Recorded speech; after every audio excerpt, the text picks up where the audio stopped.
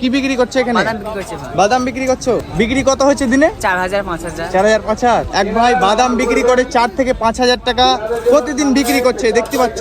Hey guys, welcome to my new blog. তো guys আজকেও এলাম, অ্যাকচুয়ালি আজকে হচ্ছে 18ই ডিসেম্বর। ইতিমধ্যে আমি বাবরি মসজিদে দাঁড়িয়ে আছি। আজকে তোমাদেরকে দেখানোর চেষ্টা করছি যে আজকে কিন্তু অনেকটাই দোকান পাশাত বসেছে এর আগের দিনের চাইতে। মানে অ্যাকচুয়ালি অনেক কিছু বিক্রি হচ্ছে এখানে। ভাই এখানে কবে থেকে বিক্রি করছো এইগুলো? তো 10 দিন হবে ভাই। হ্যাঁ? 10-12 দিন। 10-12 দিন। হ্যাঁ। তো কত তারিখ থেকে তুমি এসেছো এখানে? 6 ডিসেম্বর পড়া হয় না? 6 ডিসেম্বরের পর থেকে তুমি এখানে এসেছো? হ্যাঁ হ্যাঁ। তো কি বিক্রি করছো এখানে? বাদাম বিক্রি করছে ভাই। বাদাম বিক্রি করছো? 4000 5000 বিক্রি হয়। হ্যাঁ? 4000 5000। বিক্রি কত হয়েছে দিনে? 4000 5000। 4000 5000। হ্যাঁ। তো ভালো লাগছে? হ্যাঁ ভালো লাগছে। মাশাআল্লাহ, দেখতে পাচ্ছ এখানে কিন্তু এক ভাই বাদাম বিক্রি করে 4 থেকে 5000 টাকা প্রতিদিন বিক্রি করছে, দেখতে পাচ্ছ। ওনার মুখ থেকে আমরা শুনলাম। তো যাই হোক, এখানে দেখতে পাচ্ছ একজন কিশোরের বা আখের রস বিক্রি করছে। আমি একটু কথা বলবো, বলছি যে আপনি এইগুলো কবে থেকে বিক্রি করছেন এখানে? আজকে 5 দিন হইলো। 5 দিন হলো।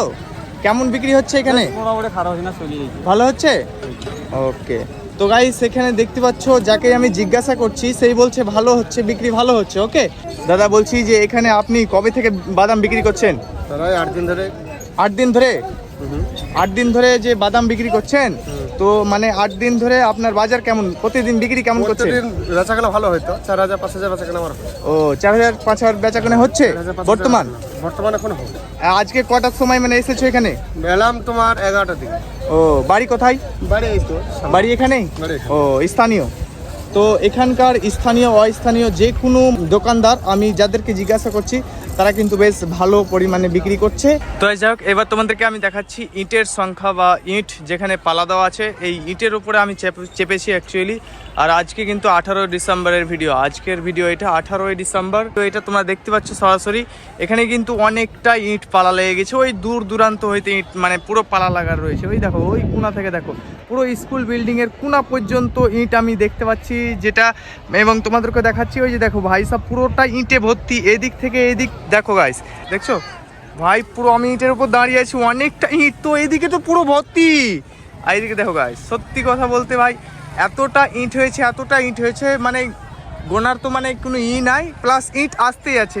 দেখতে পাচ্ছ মানুষজন এখনো ইট আনছে। এই দেখো চাচারা ইট আনছে দূর থেকে, সেই দেখতে পাচ্ছ হাতে হাতে করে 2-4টে করে যে যেটা পাচ্ছে ইট দান করছে। এই দেখো, দেখছো। আর আজকেও কিন্তু মানে এসে আমি দেখিনি যে ইট আনা বন্ধ আছে, ইট কিন্তু এখনো রানিং আনতেই আছে। চাচা আপনি কোথা থেকে ইট আনলেন? আমি এসছি বীরভূম থেকে, অনেক হ্যাঁ, দূর তো, অনেক দূর। এখানে কিনে নিলাম ভাটা থেকে। ওই পাশের ভাটা থেকে ইট পাশের কিনে ভাটা আনলেন, থেকে, তাই তো? হ্যাঁ, দুইটা কিনে এনেছেন? দুটো বলে আমি বইতে পারি না, ওই জন্য দুটো নিয়ে এলাম, বাকি দান বক্সে দেবো। ওকে, ক টাকা নিচ্ছে একটা ইট? 10 টাকা করে পার পিস। 10 টাকা পার পিস। হ্যাঁ, per piece। তো আপনি বীরভূম থেকে এসেছেন বললেন? বীরভূম থেকে এসছি, একটা ঐতিহাসিক জিনিস হচ্ছে, হ্যাঁ। তাতে কিছুটা অংশগ্রহণ করার জন্য এসছি। হ্যাঁ, অবশ্যই। তাতে করে জীবনে বলতে পারি বাচ্চাদেরকে, আমাদের বাচ্চাদেরকে, যে হ্যাঁ। আমরাও মসজিদে অংশগ্রহণ করেছিলাম। ও মাশাআল্লাহ, খুব ভালো লাগলো। আপনাকে ভালো লাগছে তাহলে এখানে এসে? হ্যাঁ, আমাকে খুব ভালো লাগছে। ওকে, শুধু ভালো না, সারা ভারতবর্ষকে ভালো লাগছে, আমাকে একা নয়, সারা বিশ্বকে ভালো লাগছে এটা। একদম একদম মাশাআল্লাহ, খুব ভালো লাগলো চাচার সাথে কথা বলে। তো এই যাই হোক, আজকে আমি যেটা দেখতে পেলাম অ্যাকচুয়ালি 18 ডিসেম্বর, আজকে আমি যেটা দেখতে পেলাম ইটের ব্যাপারে বলছি। ইট কিন্তু আজকে অতটা বেশি আসছে না, কিন্তু মানে অতটা কম আসছে না, আসতেই আছে ইট। আমি যেটা দেখলাম ওইদিকে কিন্তু আমি দেখে আসলাম এবং তোমাদেরকেও দেখানোর চেষ্টা করলাম যে ইট কিন্তু এখনও আসছে। হ্যাঁ, সো অতটা বেশি হারে আসছে না, কিন্তু তবুও আসছে ইট।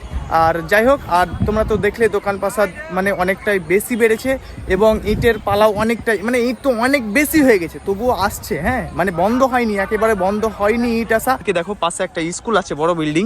সেই স্কুল বিল্ডিং এর পাশে কিন্তু অনেক মানুষজন ওইখানে গিয়ে বিশ্রাম করছে বা আরাম নিচ্ছে, যাই বলো না কেন, বিকজ ওই জায়গায় এখানে কিন্তু ছায়া আছে।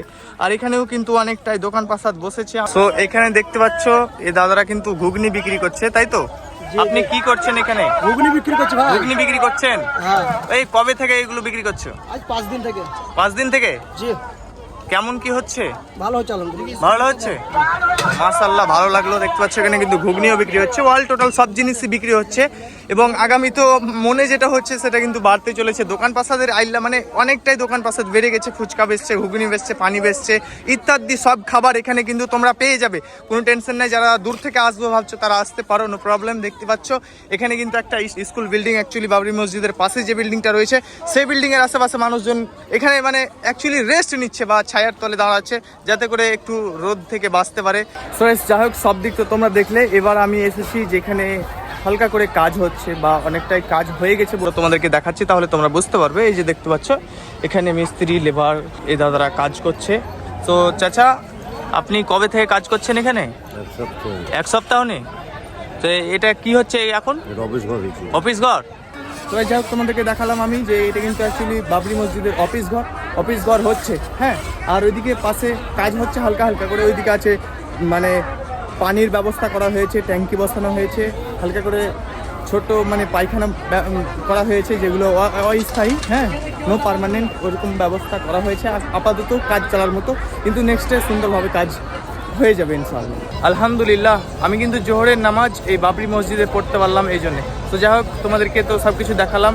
আজকের এই ব্লগটা এতটাই ছিল। আশা করি ব্লগটা ভালো লেগেছে। যদি ভালো লাগে তাহলে অবশ্যই ভিডিওটাতে লাইক করে চ্যানেলটা সাবস্ক্রাইব করো। তো এখন ম্যাক্সিমাম ব্লগগুলো আসবে এই বাবরি মসজিদ রিলেটেড। তো অবশ্যই সাবস্ক্রাইব করো চ্যানেলটাকে, যাতে তোমরা বাড়িতে বসেই সুন্দরভাবে এসব মানে বাবরি মসজিদের আপডেটগুলো পেয়ে যাও।